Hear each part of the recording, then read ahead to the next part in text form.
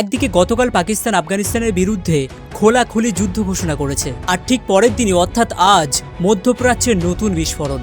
আজ ভোরে ইসরায়েল ইরানের উপর প্রতিরোধমূলক হামলা চালিয়েছে। তেহরানের একাধিক জায়গায় জোরে বিস্ফোরণের শব্দ শোনা গেছে। শহরের মাঝে ও পূর্ব দিকের এলাকায় ধোঁয়ার স্তম্ভ আকাশে দেখা গেছে। ইসরায়েলের প্রতিরক্ষা মন্ত্রী জানিয়েছেন, এই হামলার উদ্দেশ্য ছিল সম্ভাব্য হুমকি ঠেকানো। একই সময়ে জেরুজালেম সহ বিভিন্ন এলাকায় সাইরেন বাজতে শুরু করে। সম্ভাব্য ক্ষেপণাস্ত্র হামলার আশঙ্কায় আগাম সতর্কতা জারি করা হয়েছে।